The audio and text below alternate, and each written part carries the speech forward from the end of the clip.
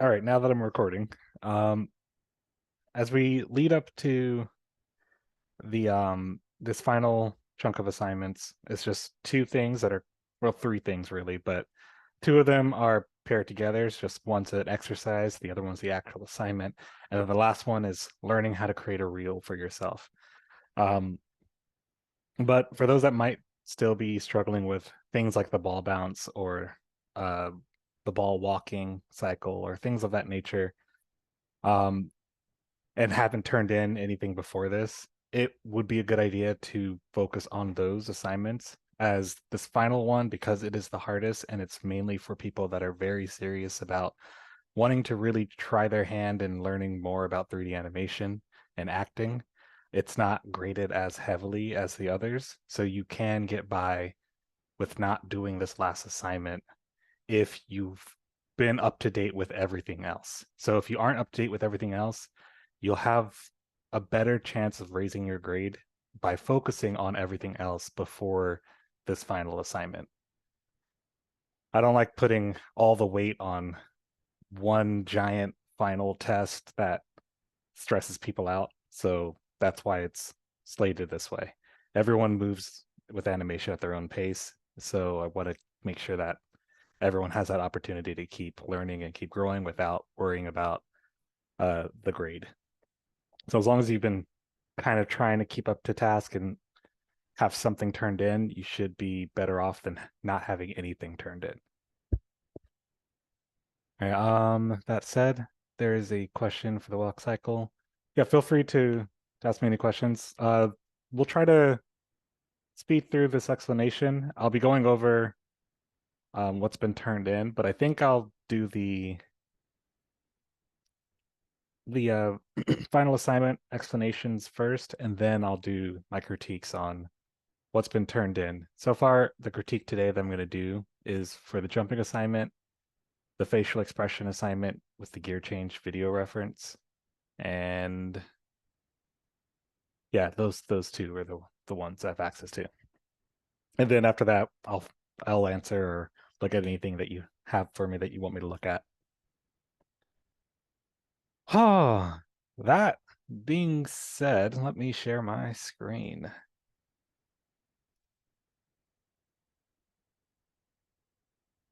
Oh, I got one more. Before I share my screen, let me get that added, and there we go. All right, let's minimize this and share screen.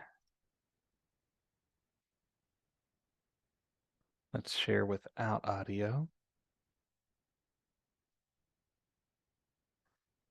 All right, let's move this out the way. Wait, nope, that's that. I need to move the zoom thing out the way. Okay, let's exit that. Okay, so this is so you see what it looks like in modules. Okay, so in modules down here, you'll see like the jump end week and then the final assignment, which is all of this entails the final assignment. We'll be going over this one by one. These two is just some a lecture video that I did in the past about specific things. Um, for those that want to watch them, feel free to. For those that don't, feel free not to. But all of this kind of gets entailed with creating final reel. These other links down here is just other video recordings of the past of what I've talked about during those weeks. So it's not going to line up with what I talk about for each week. It might be different. Some of these is just specifically from what people had requested, and I decided to just leave them up there just in case. But feel free to look at them or not look at them. It is your prerogative for that nature. So I'll be going over the design of expression, going over the importance of timing, arcs, and spacing, the facial expression assignment, pantomime assignment, how these two are connected, and then I'll be looking over the jumps and the other assignments that have been turned in so far from those two. Let me make sure the chat is on. If I can find the chat. Here we go. Hello. I have no idea how Twitch streamers. Wow, that's a weird word. I don't know how Twitch streamers do this. Okay. The design of expressions. What are these two videos and why are they up here? These are really good videos to watch for especially the one on the right by Tonika.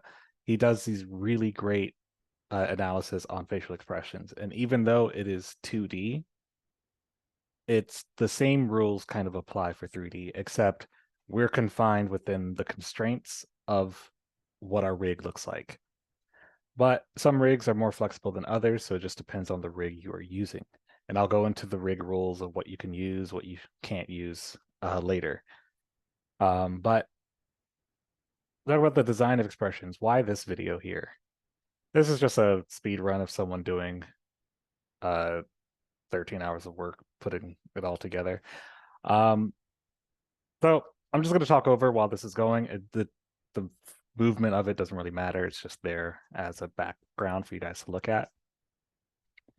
There's a lot of work that goes into creating an expression, a lot of work that goes into making sure that it works with that character, with the rig you're using, to make sure that there's appeal, that it's readable and clear, that the story you're trying to tell makes sense.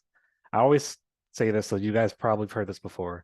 The worst thing that can happen is for you to tell someone about something that you're excited about, and when you finally finish talking about this grand tale that you've bottled up inside and you finally got the chance to release it and share that with the world, for someone to be like, I didn't understand anything you just said. This is the same with facial expressions, especially with body poses.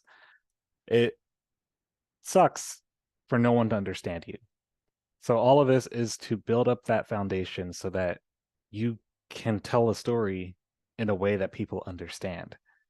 So there's no shortcut to creating a expression that makes sense. You can see him adjusting the teeth, changing the proportion of the nose, changing how the shoulders are, the size of the eye, the pupils, the eyebrows, how they're lifting up, how one corner of the mouth goes into the other corner of the mouth. What type of shape should it be? Should it be an upside down shape? Should it be a bean shape? There's all these different context that goes into creating the type of expression that you're going for. And a lot of you will have a rig that's like this, where you can get very detailed, like how he has a wrinkle from the nose for this specific pose. But then there's characters out there that they don't have any of this. It's very bare bones, very basic, but it's what you have, and you have to tell a story with it. So again, you're confined by what you can do with your rig, but that doesn't mean to do the bare minimum. It means to do enough that makes the character appealing and understandable. So why this video? I like to show this video, even though they're doing a lot more than what you would need to do. Basically, your assignment is an expression change, going from one expression to another, and reacting to either a sound or a object, something, just reacting. You're reacting to a sound or an object that you put in your scene. It could also only needs to be chest up or waist up. So what you see here, where it's just from his chest up to his head, that's all that's needed. Because I want you to focus on the expression and the direction of your body. Right now, the expression, he does quite a few expressions, going from many different expressions. All you have to do is go from one expression to another.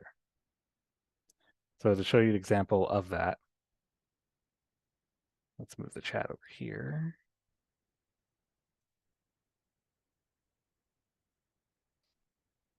Let's see, almost there. Okay, so here we go. So going from this expression, why is this popping up here? To that expression. Let's exit that. So all you need is something like this to that. That's it. Or you can go from this to that, and that's it. Or from this to that. So either way, it's telling a bunch of different stories, but the story here is you're going from one emotion to another, and you have to tell us, basically show why. In this case, for this example, he's smiling at something, he gets a better look at it, and he's disgusted. Simple story, simple poses, clear emotions and expressions. From here, he's disgusted, and now he's angry. So all I would say, if that's what you wanted to do, I would be like, well, how are you? If he's angry, what is he? Is he looking down? Is he looking up? Like that will tell a lot about what's happening in the story. Whether something's looming over him, and he's like, "You're not gonna make me scared. I'm gonna get angry instead," and charges towards it, or he looks up at something and at first he's disgusted and now he's terrified because it's getting closer. So that's telling a lot. There's a lot of stories you can tell based off of eye direction. You can have a prop in here if you wanted to. You can have um, something looming over him. It could be a block. It could be a specific prop. It could be um, anything, as long as it doesn't get in the way of what the story you're trying to tell, and as long as everything makes sense. Okay, so I have this here. He does this whole thing. He has a lot of videos about this from part 1 to part 3.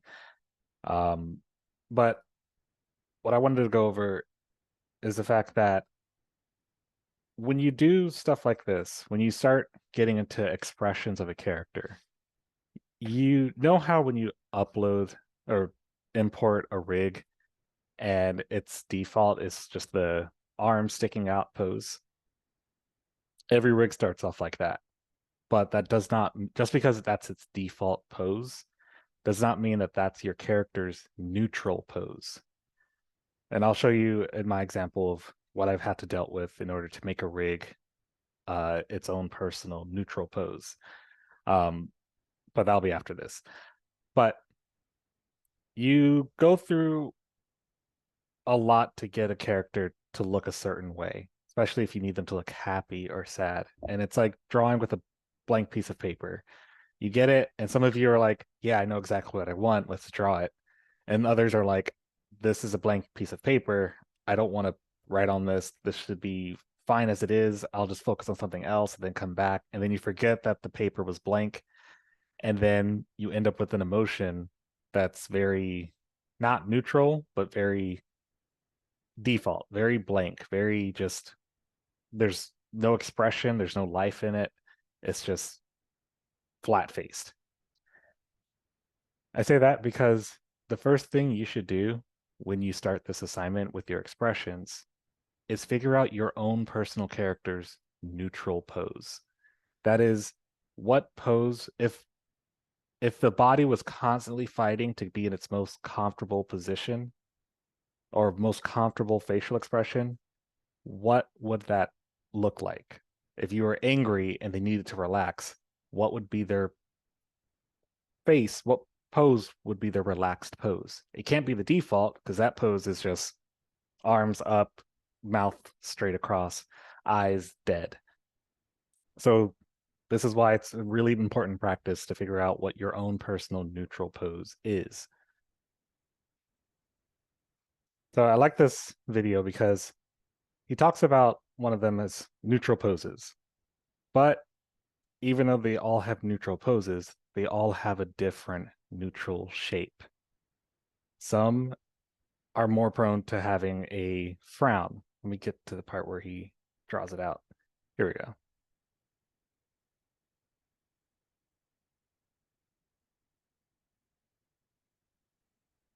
So this one's a different neutral shape as opposed to this one with her brows more being more arched and the mouth being a little bit more pointed up in a slight smile.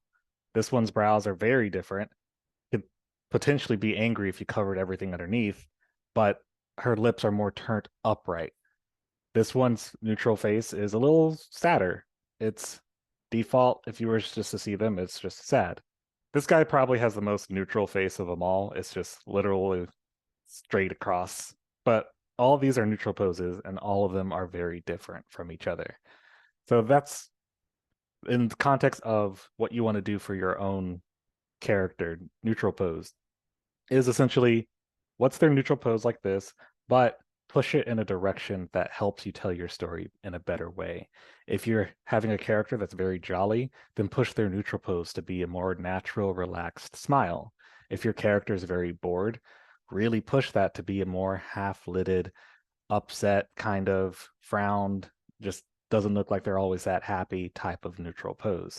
That way, if, for example, turning red, for those that remember that, you saw a character named Priya in there, and her neutral face is very bored, but she has many different expressions in that film, even though she keeps that very bored look.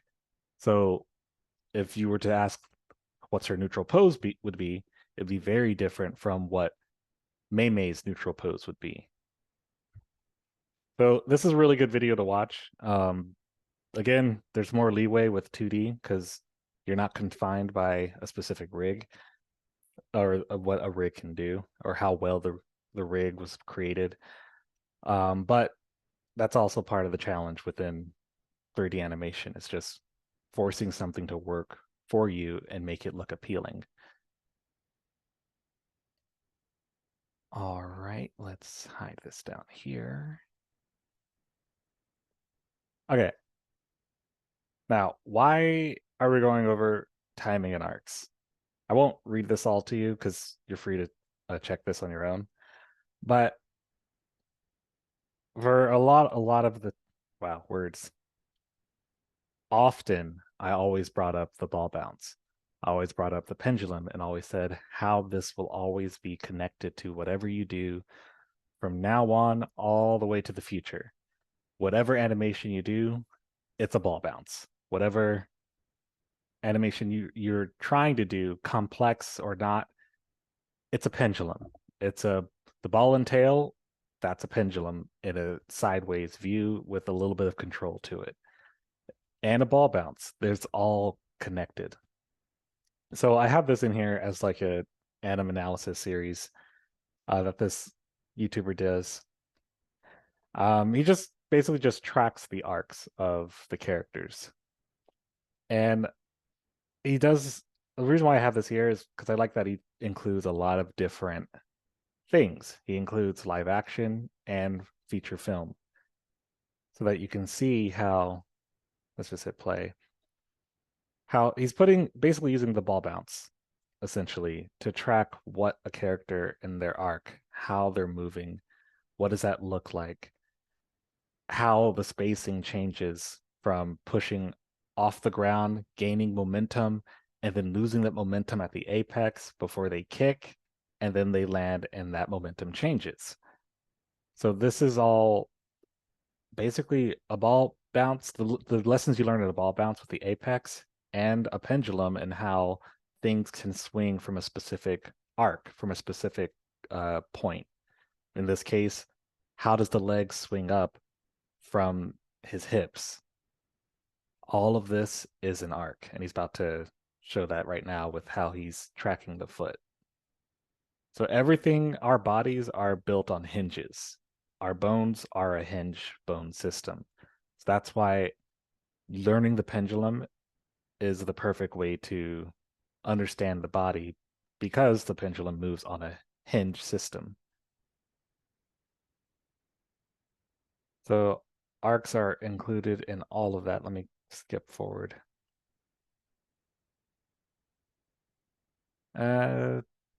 Dances, let's do something more complex than a dance. So I'm gonna skip over to here. All right, this complex, chaotic sequence with the Incredibles. There's a lot going on here, and there's a lot of things being affected by a lot of people. This is where you can simplify and say Bob is the big ball.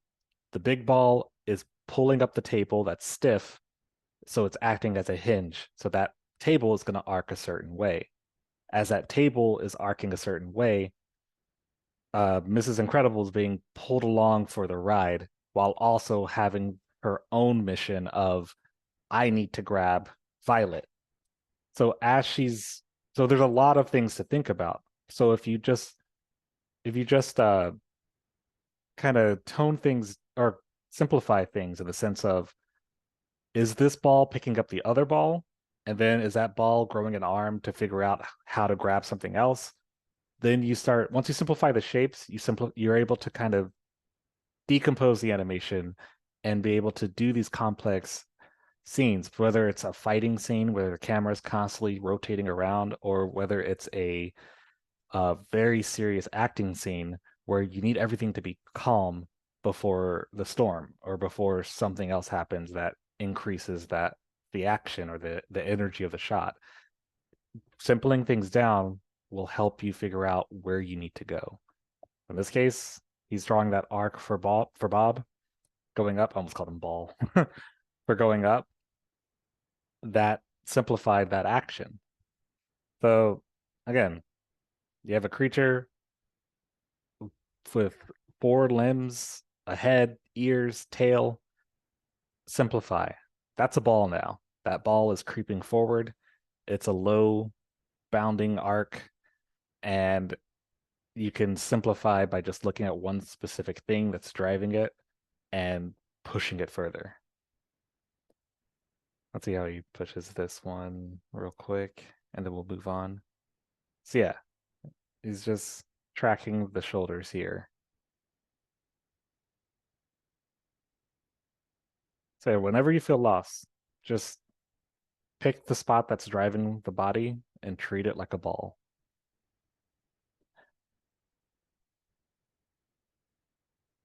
Okay. Oh, hey. All right, just saw the chat. Let me get you in here. There we go. Okay. See, that was that.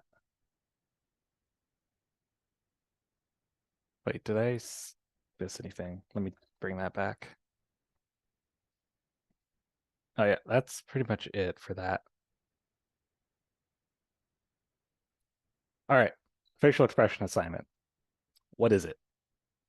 So the facial expression is you aren't using this as like pure reference. It's literally like this isn't going to be your final assignment unless you want it to be, but you're just taking two images of some sort of live action film, and it's not the series, it's not the shots, it's not the what they're doing. It's just taking two images of before and after an emotional change. And I'm having you use the Norman rig. Do I have a not have a link up for it? I'll make sure that the Norman rig is linked in here. The Norman rig is just as a it's showing you how limiting a rig can be, but also that's the rig you have to use. So finding ways to really push an expression despite the disadvantages of the rig, because the Norman is a very old rig. I'll make sure I update that link after class because it looks like it's not in there. But yeah, you'll be using the Norman rig and connecting. Well, before I move on to the assignments that have been turned in for that, the gear change pantomime. I put here that you can use. Oh, okay. Here's the link to Norman in here. So you can use the Norman rig, or you can use a performance rig. I have some listed in here that you can use. Okay, Norman's not in here. We'll have to fix that. So there's a rig called Franklin. There's a Franklin demo for how that rig is used or how to use it. I think there's an updated rig that I can find somewhere for this. But these are old rigs. Can we There's use can we use MetaHuman? Yeah, well, I'll get to that. There's some limits I'm putting on that one. Um, Last time someone came in with a Lego. Um, Deadpool is a no. They need to be able to have expressions. Um, I'll just go into your question now then. So you can use many different types of rigs, except anything that doesn't have a recognizable expression. So if it's like a literal, like here, let me show an example. Let's do Agora. Let me pull this up real quick. I'm just talking about the regular metahuman straight from metahuman, like the ones that look exactly like real people. And Oh, one without facial hair on it. So just like, a clean face, like maybe some female or something. oh, those. Uh, mm,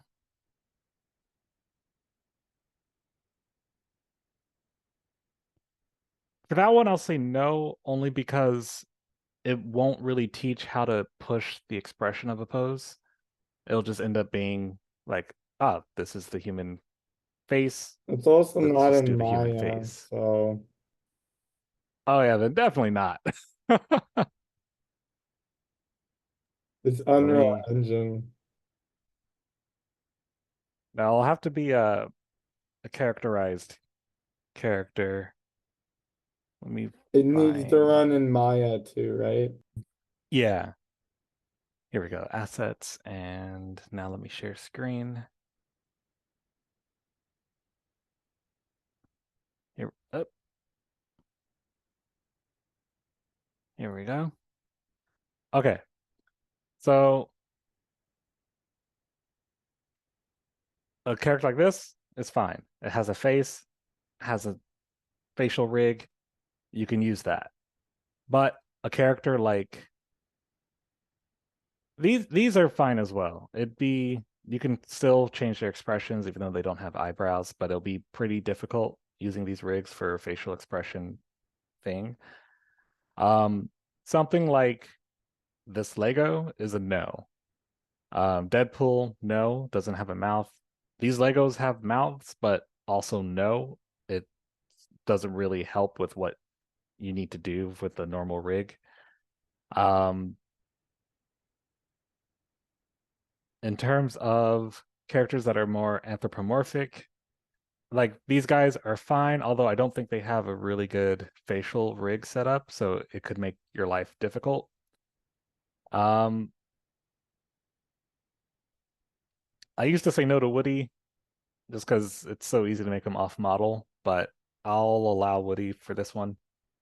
Um, Same with Mario, I'll allow, but things like Mewtwo, Pikachu, Charmander, Bulbasaur, I'll say no for this one. So yeah, if Tom, I'll say yes to because its face is very expression like its face is very robust in terms of posing the what expressions you can make with it. It's very clear. Whereas something like this panda isn't. It's very animalistic and sticks to that animalistic nature. This tiger is also a no because it's again animalistic and sticks with that animalistic nature. There's no there's no freedom with to do things like how you can do with the mouth on Tom. So that's my general do's and don'ts. What about Aang? Its mouth is too small, right? No, Ink is good. It is easy to make him look off model because we all grew up with watching Aang, so his is very difficult, but also free to use. I think I already have him listed in here as well. Yeah, Aang rig. Though this might be old, so it'd be best to just grab it from over here. Let me go ahead and copy this. Will we get sued for posting videos of our renders on the internet? No. There's let's put this here. The only thing you would be sued for is if you, for example, bought a rig and then try to use it for like commercial, like for money purposes, without buying a commercial license for it. Or if you buy a rig and then share it openly with people, if they find out who was the source of sharing a rig, a paid for rig, then you can get in trouble. But other than that, you're for student stuff or learning or just posting, you're free to do whatever you want with the rigs. Okay, so don't take each other's Mario and don't make money. Okay, got it. Okay, let's minimize this because it's in the way. Let me hit save.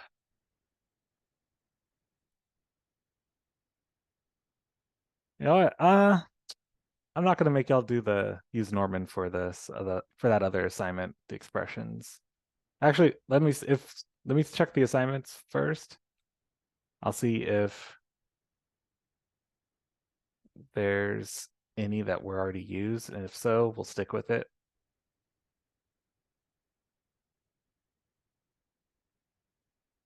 All right, we're sticking with Norman. Perfect. I'll make sure that to find the Norman rig is easier after class. Hold on, this zoom is there we go.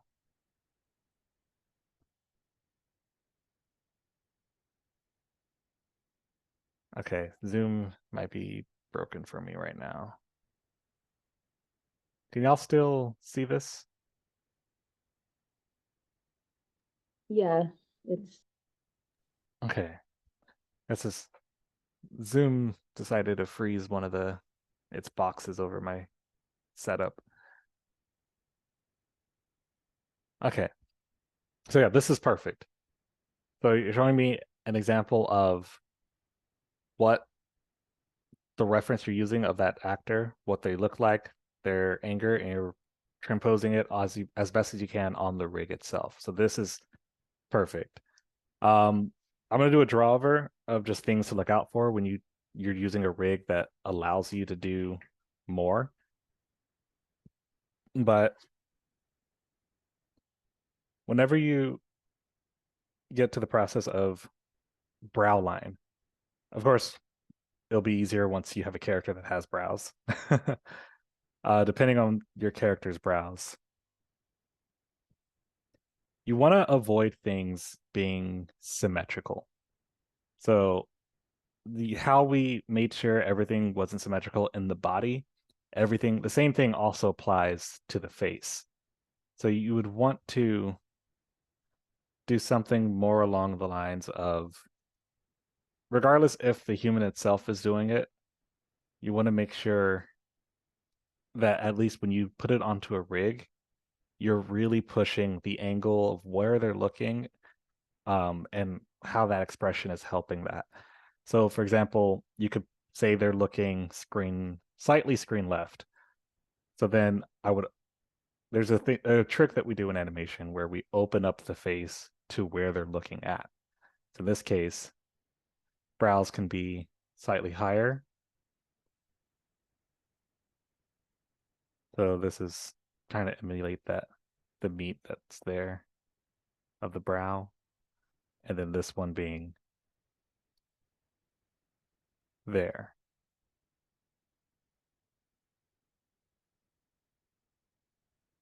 So now you have this opening up that way, which means contrapposto, the mouth will aid the other way. So in this case, you have it very symmetrical here.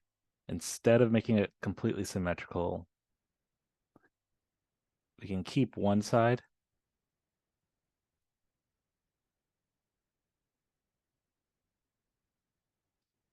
and push the other side down so that, again, everything is opening up this way. So everything is making let's pick a different color. Everything is making more of that type of shape in terms of fighting to keep the expression from being too symmetrical, and also pushing the pose to where we can see which direction they're focusing on. Of course, even if they're facing straight on view, you can still pick one side or the other to open up a bit so that it's not as symmetrical. So if you were to say, for example, if this nose actually had controls, it would be something like this, so that everything is lifted up and being connected with how the body is looking. Does that make sense? Yes. So yeah, same thing here. This rig. So something like this could easily be just like picking one or the other. We'll just pick the same side again of what you have here. We'll keep that the same. And we'll say what happens if the eyes are slightly bigger or wider.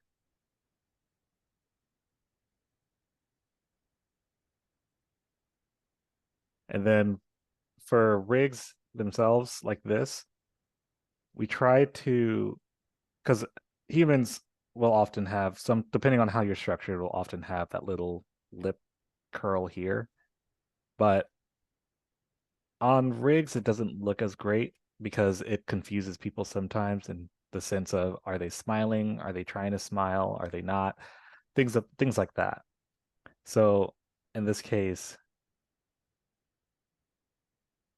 we try to push this pose in the sense of, is it an O pose? Like, is it more of like a O, or is it an ah pose of them saying ah? So we try to simplify in just simple shapes of just, this would be an oo compared to an O versus an ah. So an ah focusing on a frown would be something like this. An ah focusing on a smile could be something like this. So they're both saying the same ah, but one is coming from a happier place than the other. The one is just like ah, the other one's ah, versus the O is gonna always be more circular. So if you're doing like a oh type of sound with this character and using this image as a reference, then you would want to favor more of that roundedness rather than trying to get the deformations of how his lips are folding and bending and whatnot. So it's just simplifying when we can with our rigs. Yeah, nice work.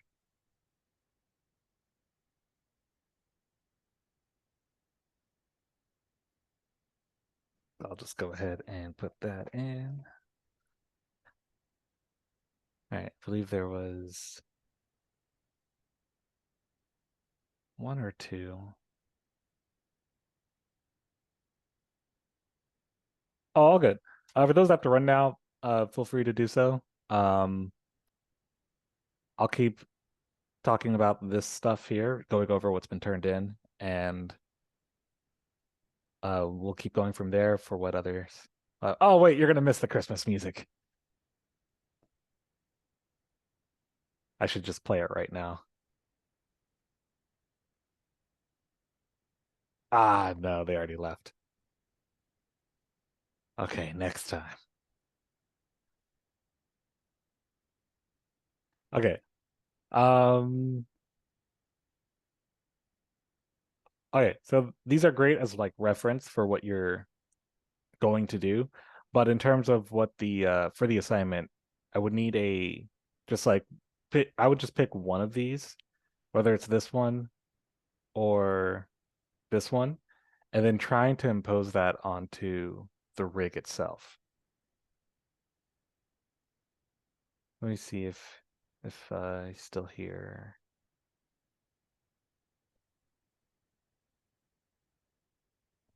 I think he had to go as well. Okay, so yeah, for when you watch this, Justin, I'll also send you a message about this as well. But make sure that you have it's just an image and the rig, trying to mimic that image in the way that that rig is appealing for that rig itself.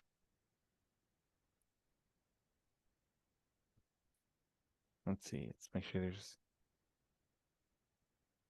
All right, that's everything from that one.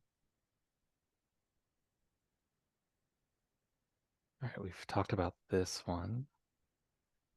All that's left is jumping assignment. All right, let's go ahead and refresh.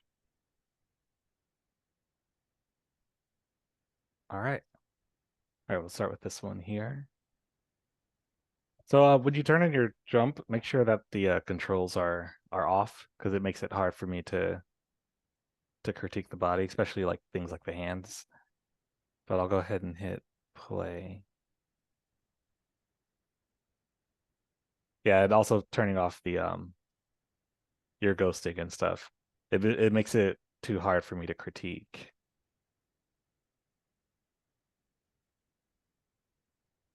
So the main issue you're running into, so like with the ghosting, you can kind of see it from here, where everything's not really following a hold on, let me grab my keyboard. Okay. If I was to, well, I don't need to mark it out, but you see how your arc is doing something like this. So it's not really doing an arc in a sense that you're like jumping up and then you're floating over to the right. So you want to equalize that and make it just a simple arc like that.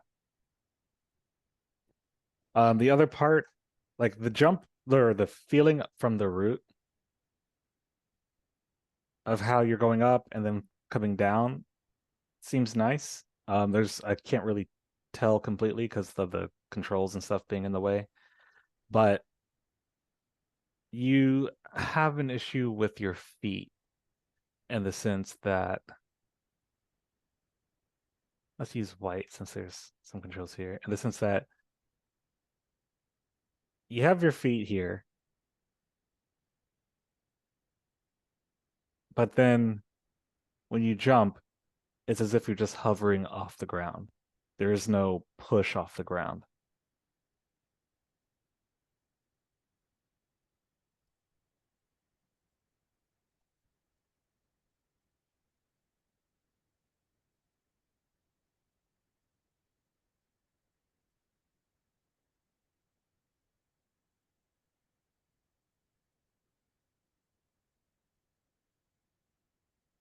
So then you can go into what you have here.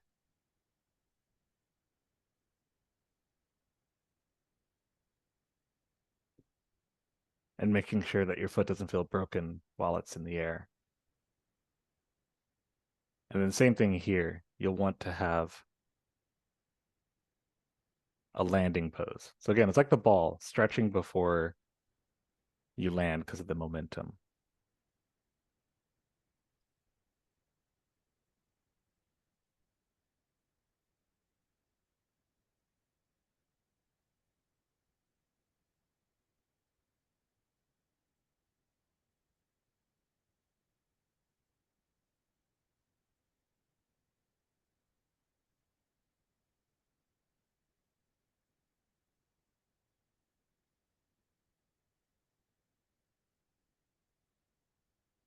Okay, let's see. Yeah.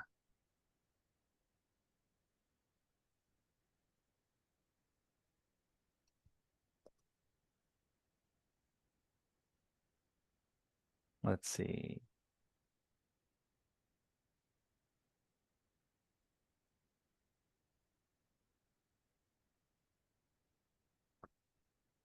Okay, that's the feet. So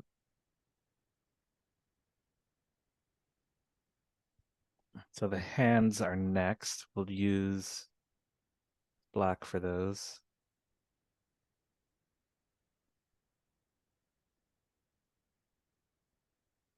So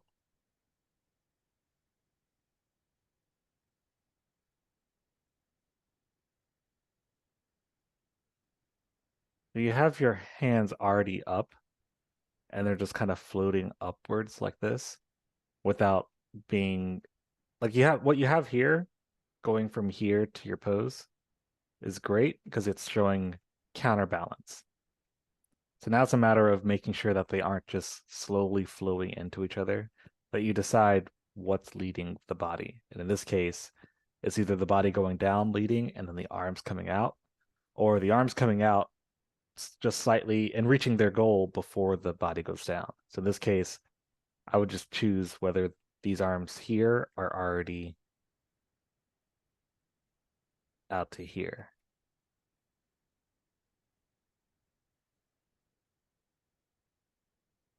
That way, this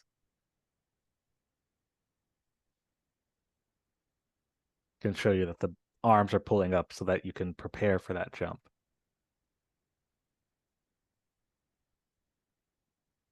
And then having some sort of reaction, like again, like with the ball and tail or the pendulum, you're pushing up, so your arms will probably come down a bit.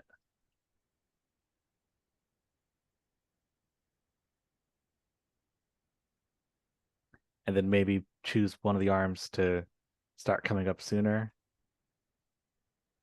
into what you have here. And instead of having them pointed upward, wait for you to start going down before they go up like this.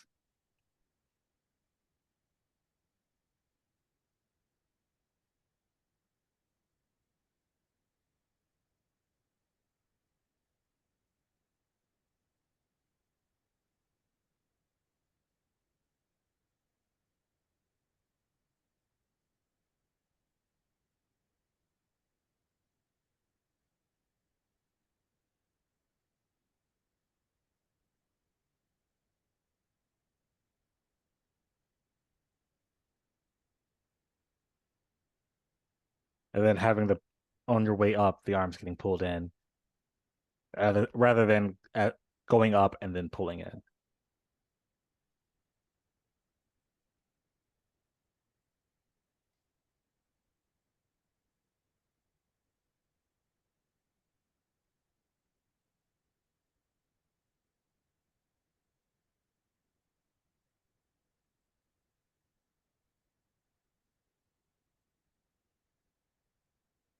There we go.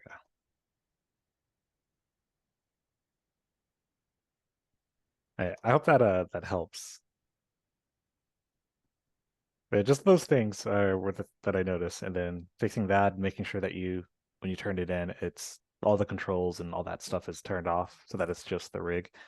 Then I think it'll be good to go.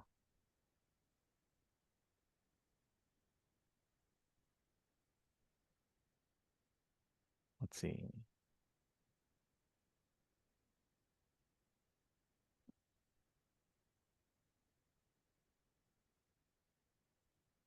Did I? Ah, okay. Wait, did I do these? Yeah.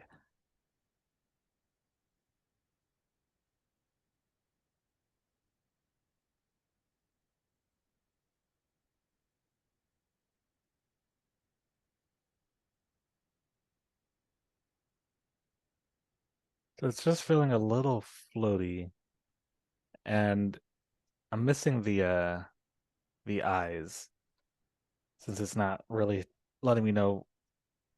It's hard to track the arc of of how he's looking down. So, and then the posing up the hands. So in terms of floatiness,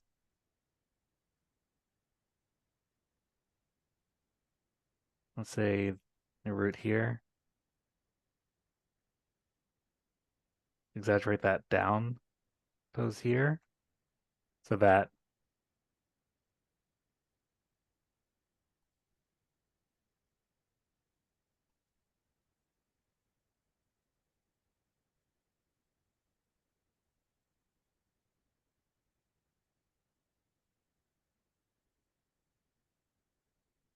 and then the push.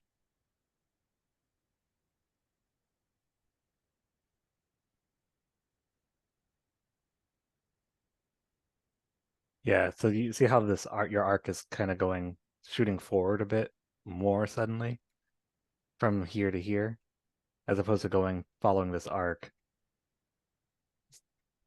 It would have been something like this, but yours is doing, as you go here, you come out, you come out over here. So now it's like something like that. So it's just to either making this arc bigger so that it goes into this more. So then you'll have this instead.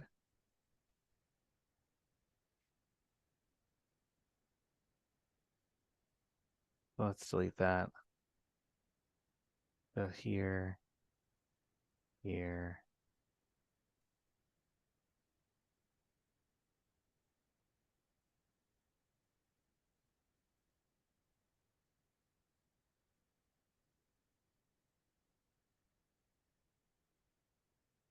And then catching up. And then off screen. Let's see how that feels. Let me delete the old ones. Let's delete this. And this one.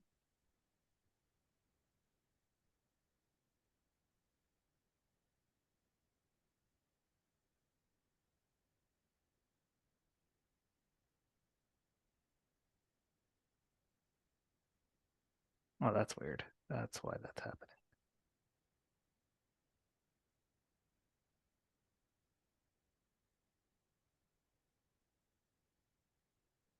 Okay. So it's just keeping that energy up with it'll all be based off of what you're doing with your root. As you clean that up, let me check the feet. Yeah, so the only main thing is that slowness. There's three things: the slowness, the lack of an antic between here and here, which makes it feel like everything, like there's a pose missing here. So I would just like drop the pose here.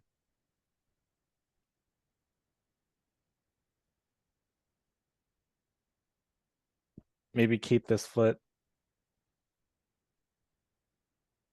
where it's at.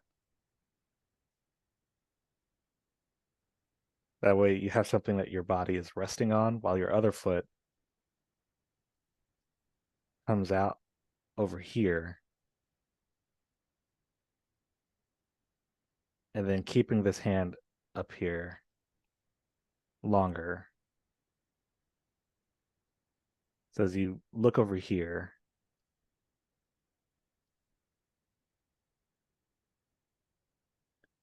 now your hand can push off and you can go into this pose.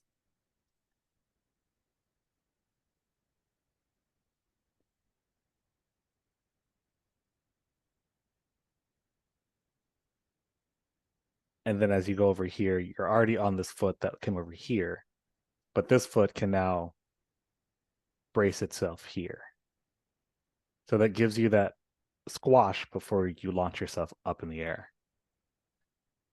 And then it's just a matter of smoothing it in so that, say, this pose would be more like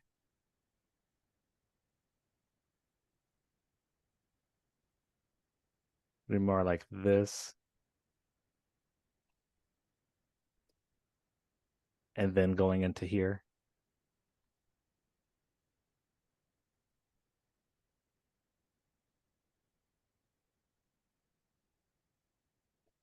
And then going up to here.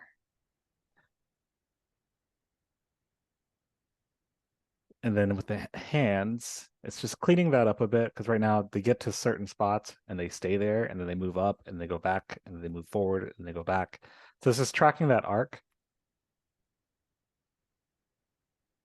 Let's turn off ghosting. So going from here to here.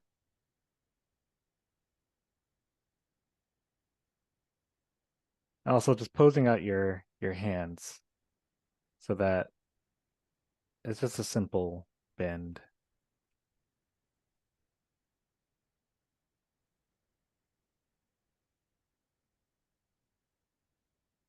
And then you want to avoid perspective or foreshortening your limbs to making it look like the arm disappears.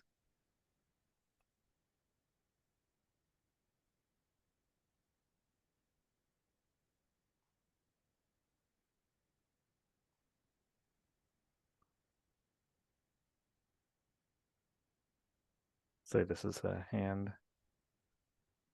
I'm having it go up so that it's not just going back and forth. We want to make sure that there's always an arc happening here. So now if we go into what you have here, it has an arc of this. Ah! Oh, okay, thought I lost it. There we go. And if you track the arcs, you'll be able to have a clear representation, or we'll be able to see what you're doing with the hands a lot clearer. It's always easier to read arcs as opposed to reading things where they're jacking across like this versus things where they're doing this. It's just easier to track the path and understand what's happening, and then it's more natural to what the body can do. Let me erase this. Okay.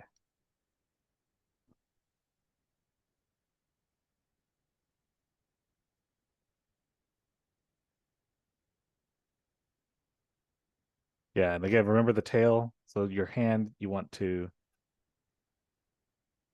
drag a bit before you get into this pose here.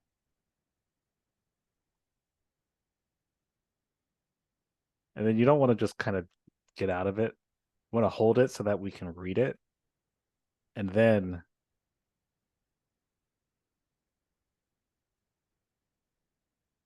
you can start pushing it out.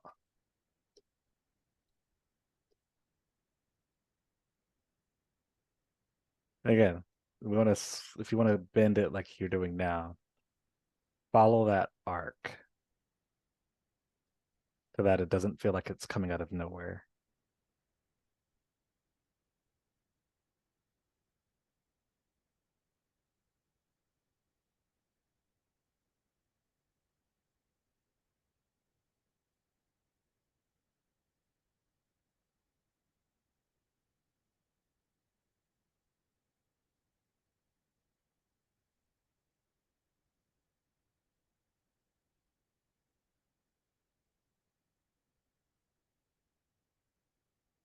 Let's see.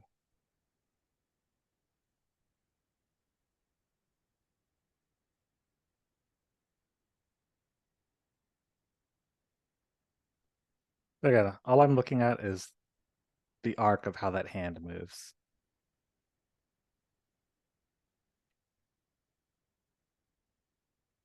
Let's see. So simplifying that path a bit and then just tracking that arc, you can see, even though mines are just scribbles, you can kind of see exactly what that hand is doing a lot clearer. So it's like up in the air, pushes away, comes back, pushes back for the run. So that's all we're doing is just tracking that arc and making what you're doing clearer. And then as you do that, I would focus on your center of gravity first to make sure it matches just a simple arc of, is he jumping this much or is he jumping this much? And if he's jumping a smaller amount, then does he need an extra one to get to where he needs to go? Or can one big arc fulfill that need? So it's just a matter of asking and answering those questions.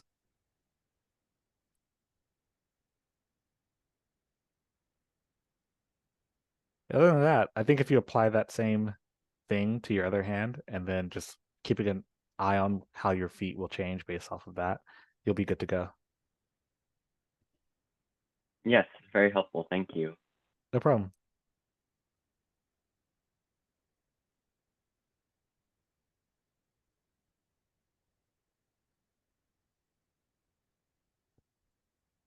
I think I might have already seen this one.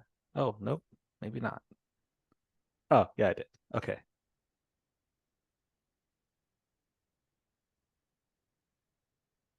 Did I already see this one as well? Oh, okay.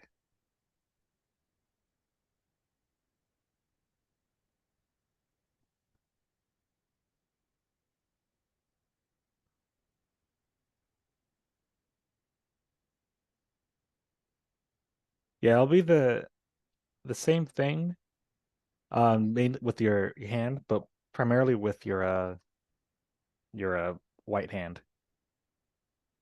So we kind of lose it because it needs to be a scramble, right? But we lose it for two reasons. One, because it when it goes over the body, because they're both the same color, it becomes confusing, and that which is out of our hands really. But we can do things to kind of help that. So if I tracked this arc of what you have currently, you go from here, turn on ghosting, whoops. Go from here to here to over here. I know this is still in step, but you can see how you're going from this pose to this pose in 2 frames. The best that could happen between those two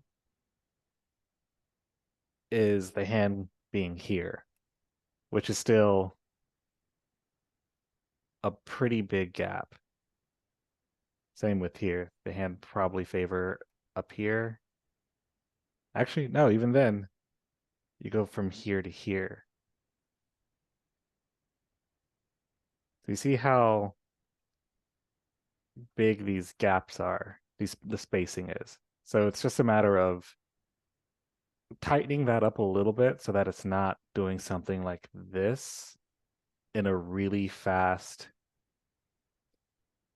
time. And that way, the more it moves or the bigger the space, the faster it's going to be, right? The faster it's going to be, the harder it is to see. You can still have it be fast, but you want to limit how much ground it's covering within the speed you adjust it to.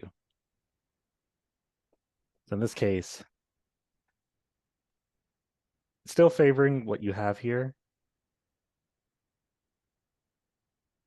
I'm just tightening it up a bit so that it's closer to where it's coming from.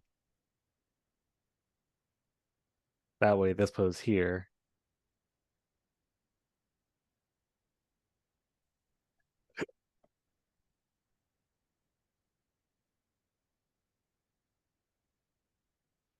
let's see.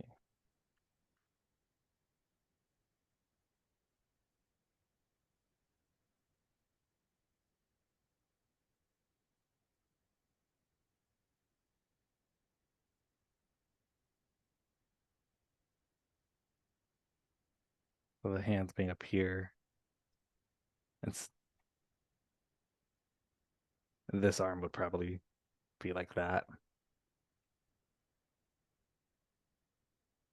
So that way it's not a big jump from here to here. Instead,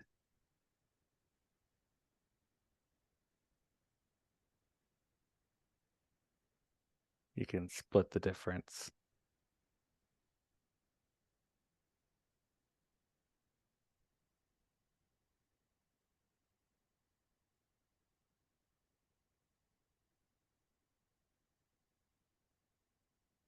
So we're going to do that.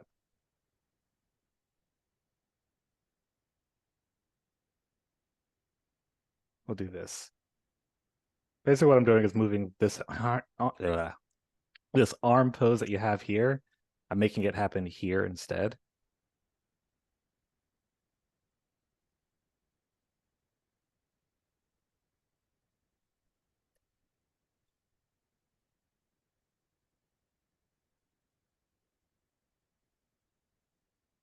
Actually, maybe this one.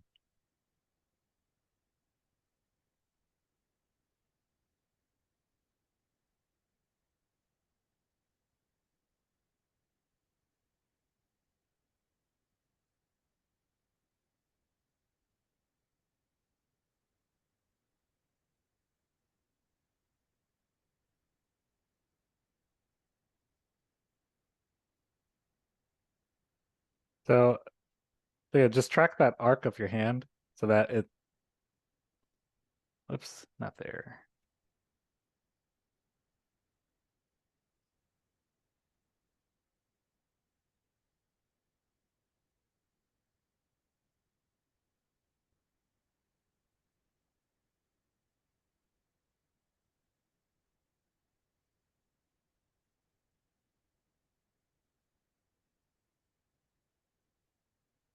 Yeah, it's just tracking the arc of your hand because right now it's because that arm is waving around a lot, it's really hard to kind of keep track of what's happening with it. It just ends up feeling like a blur of movement. But even though you're animating, that's literally what you're animating, a blur of movement. You want to make sure that that arc for those movements is readable to us. So it's just keeping that range more closer together in terms of where it's traveling so that you have the amount of time you need to get from point A to point B in the way that you want it to, as opposed to us losing where it's going, if that makes sense. So from here, if you really want this pose, you could try to work it in here.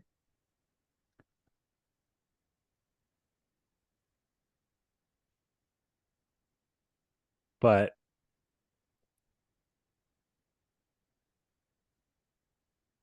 you would really need to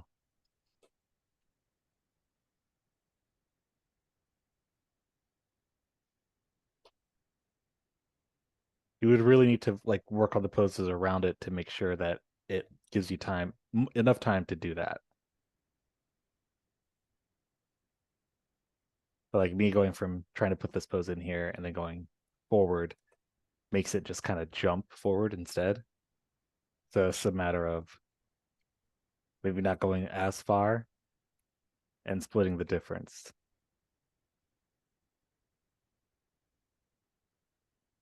As if this arm is coming out to this pose here.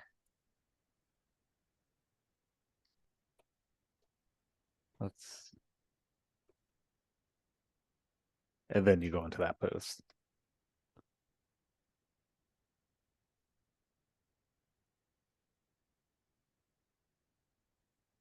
Yeah, other than that, you'll just have to, if you can get to spline, do so. But if not, and you want to move on to other things, that's fine too as well. But if you were to keep going on with this and getting it into spline, that would be your next step, because you'll really see it the moment you hit spline. You'll see how fast and wavy that arm is, and that'll help you kind of find the right way that you want to tone it down. Otherwise, it's yeah, it's still working on those poses and tracking those arcs.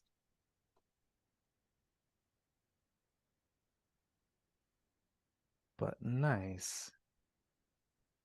I think that's it for those. Let's see. We did that one, so let me double check attendance real quick.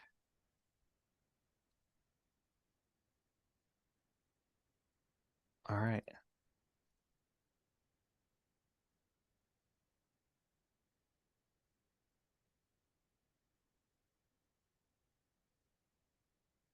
Okay, let's go ahead and take a, let's see, 7:22. We'll take an 18-minute break. Come back at, wait, no, no, we'll take an 8-minute break. Come back at 7:30. Yeah, we'll come. Is that too long? Too short? This is 7:35. We'll come back at 7:35. From there, I can answer any questions. But if there's aren't any questions or anything you want me to look at, then I'm going to dive into Maya and showing what I mean by crafting a neutral uh body shape or neutral length shape for whatever character you're animating, and then that'll be essentially class.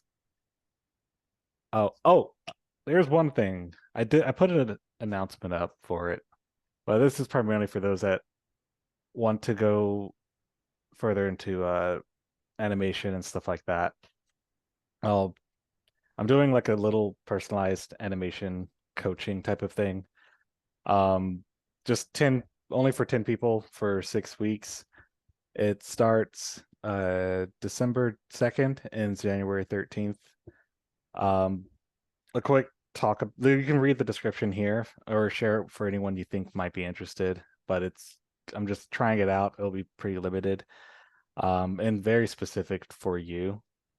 The only reason I wanted to talk about real quick of why, and it was back in 2017.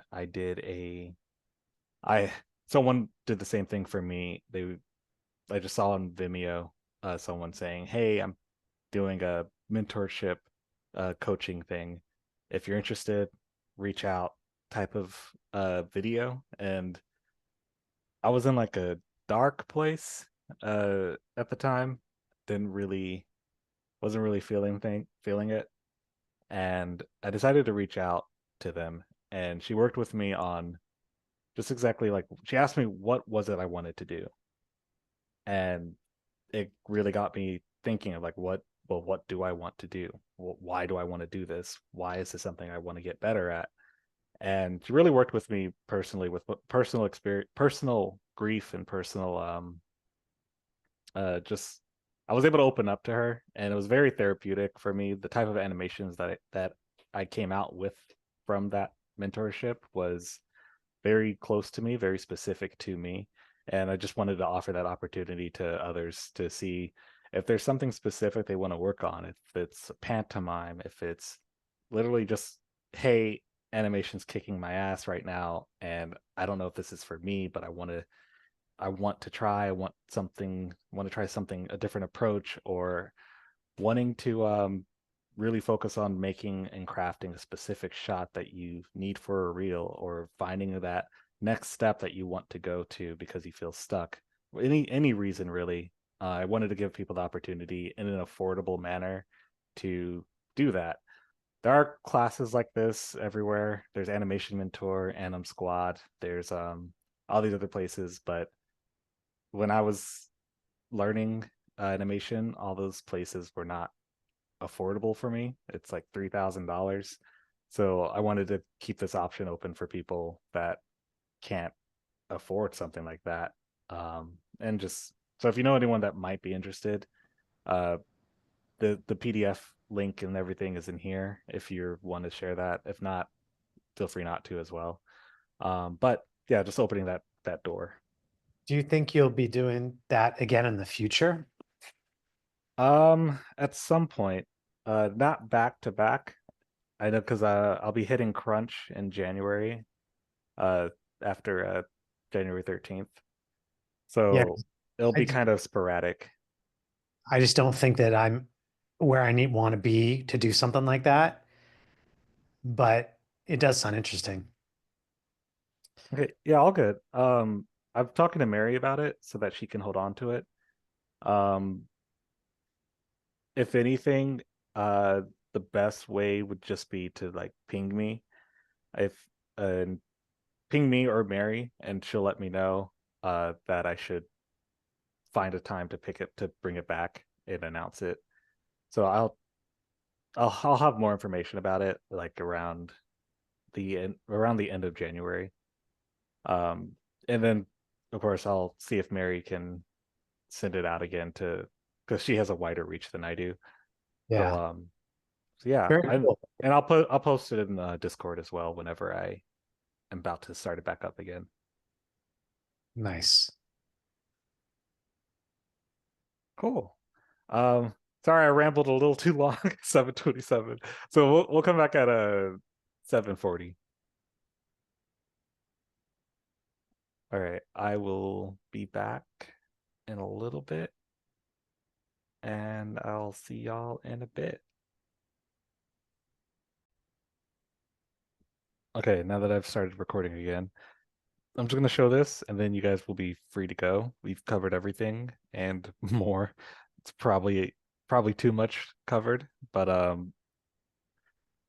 I'll tackle a bit more on the face and how we can change that up for this assignment, as well as please bring any questions or anything you want me to go over for whatever. It could be from the beginning, it could be from the middle, it could be jumping ahead to future stuff. Let me know. Basically, all these future classes will be tailored to what do you want to talk about or want to go over, or what do you need help with.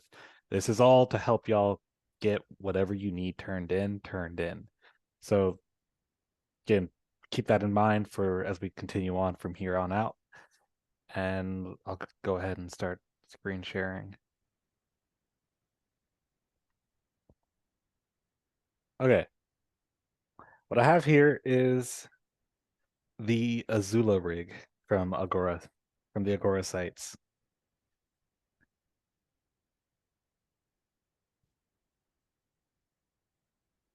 Okay, what I have here is Azula. This is her default look. Her default look of her face. There are two main issues with this default look. The two main issues is that it doesn't say anything. It doesn't tell me who she is at a first glance. It doesn't tell me what she feels. It's just a blank face. This is the default standard face that who rigged this was, hey, this is the neutral face. When you go back to 0, this is the easiest way to rig it. So that's why this is the default face type of thing. Now, before I jump into this, what I usually do is think about what's my goal for the rig. Because you can have any type of default face. For Azula, we know who she is. We know who she is as a person.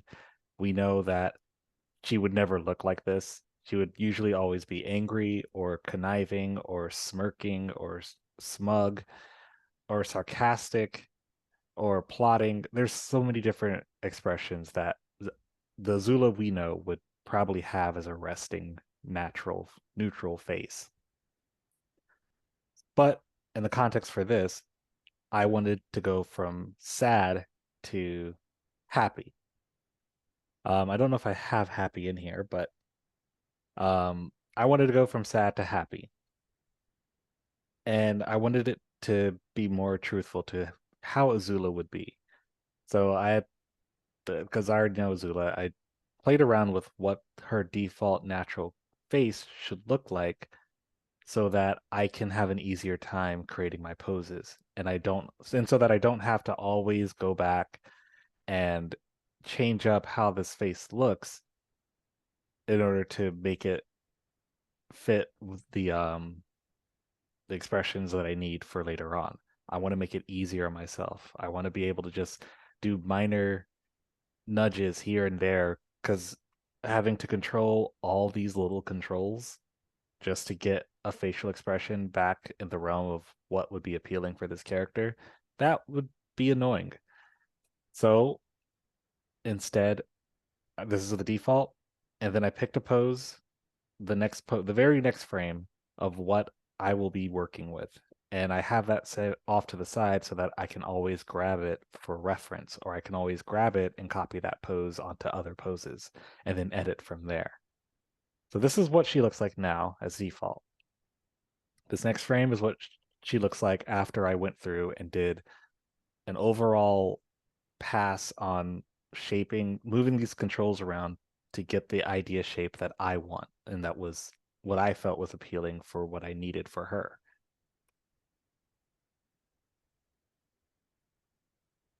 So a really big difference here. So we went from this to this. This neutral pose tells me nothing. This neutral pose means that her natural state that I want her to be in is contemplative and sad. And I went through and made sure that from this side, from the side I need it to be, her lip shape is appealing enough to where I can work with it, as opposed to working from this. This is a lot harder to work with. Imagine doing this pose, and then you wanted to go back to a default pose for your next thing, and you had to go from this to your next pose, this. That would be very hard. So instead, I worked on this pose here. It made this my default to where this is the pose I will always return to when I need it. And that's how I crafted the next pose here. Slightly sad, about to cry, going back to just talking, and just sad again. She held it in. But now she's staying in this realm. So no matter what I'm doing, she's staying in this realm of sadness that favors this expression that I have created from the start. This here. Now, I could have ignored this. I could have just hopped in, started from this, and kept going back and forward from this to this. But that's a lot of work to do just for a few seconds of animation. The trick is to plan ahead so that it's easier on us. So now I can go from this to this. Because I went through, I made something that's appealing. I know what's appealing for her in this regard. And then I can break that and say, okay, now she's happy. This is her now natural neutral face of just happiness, as opposed to doing something like this and being like, she's happy now. Like, that's not appealing and doesn't really help with anything. So that's why going from this to this, it's not really, there's a lot we had to go in and do to pose out this face. So this is why it's always best to craft your own neutral position for the emotion that you're wanting to show. Live in that emotion, live in that expression throughout. And then when you're ready to change it, do your next new natural shape. So now her default pose probably wouldn't go from here to, that's terrifying. Her default pose probably won't go from, I don't know, let's zero this out. Won't go from this to this. It'll probably be more along the lines of this and then resting this in a more of a natural, relaxed, smiling pose. But again, we had to start from somewhere, and it's best to plot your own flag so that you know everything about the pose that your character is naturally going to be in, as opposed to starting off with something like this.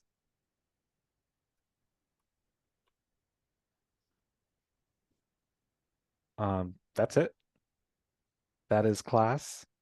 And yeah, you're free to go. If you have any questions, you're free to stay behind to ask. Otherwise, yeah, that'll be it. Before I stop recording, are there any questions?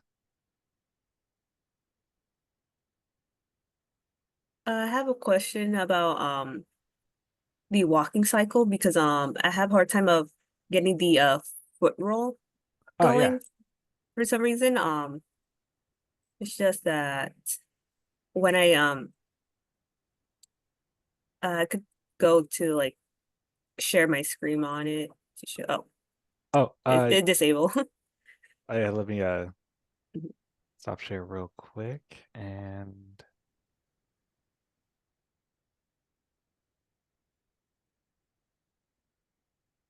Okay, you should be good to go. Oh yes. Oh yeah. Alright, so when I check on the foot roll, for some reason it just do the whole foot and not the that little toe there. And when I Uh, tried to use the toe roll, oh wait, this works.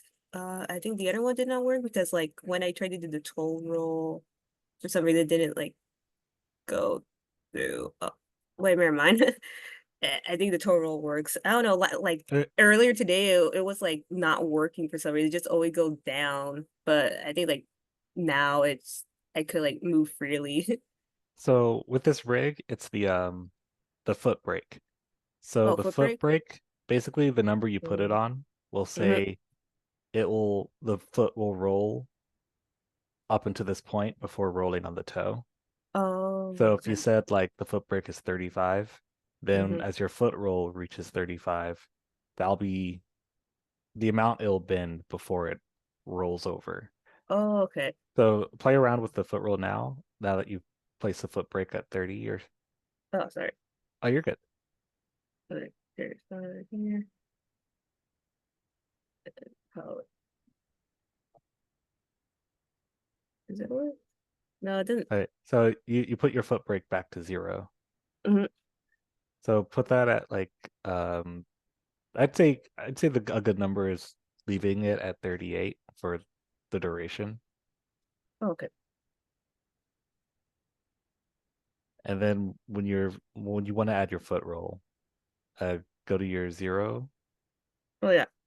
What's or it? the foot roll up there. Mhm. Right here. Oh no no sorry, Oh, don't put foot brake to 0. oh, sorry. You're good. All right. Here we go. I'm in So timeline it's 0. so now you just want to mess with the foot roll. Mm-hmm. Uh, uh Oh, no, that one's the foot brake again. oh, sorry. You're good. Okay. And the foot roll. Yeah. And oh, okay. I see. Okay. Yeah. Okay. I did not notice that, but yeah, thank you. All good. No problem. And I have another question about oh, Oh no. I forgot. Oh no.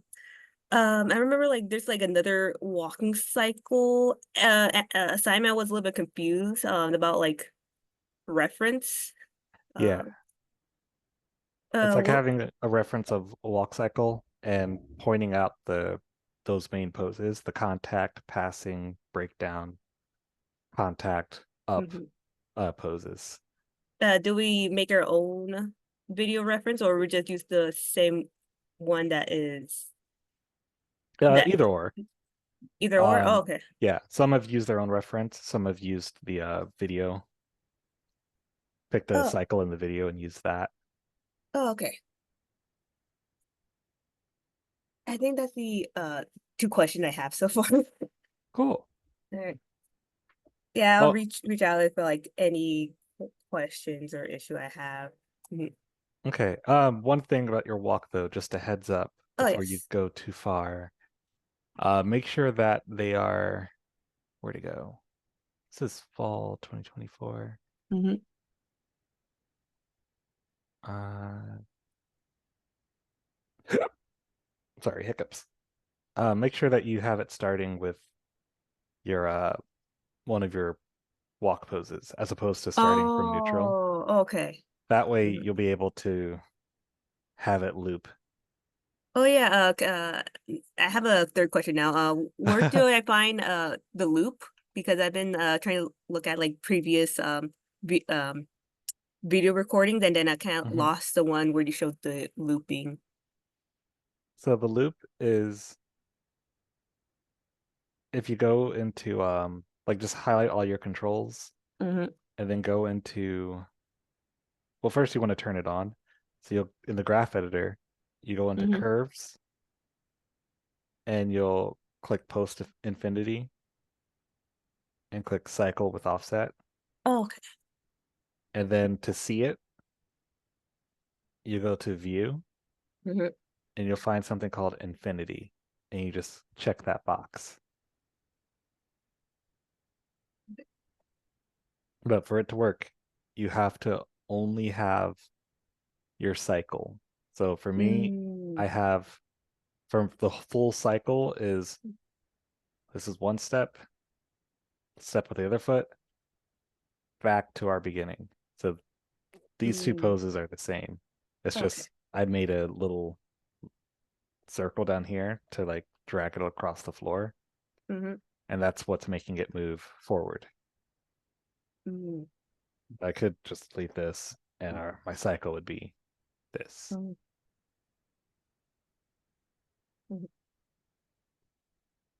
When turning into do we also turn off the all the control as well? Yeah.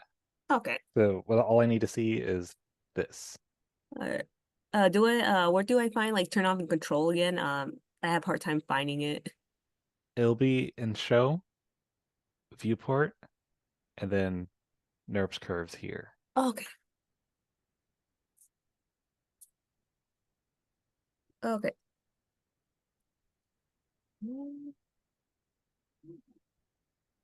Alright. I think that's all the question I have for today. Cool. All right. See you next week. Thank you so much. No problem. Have a good weekend. Oh, you too.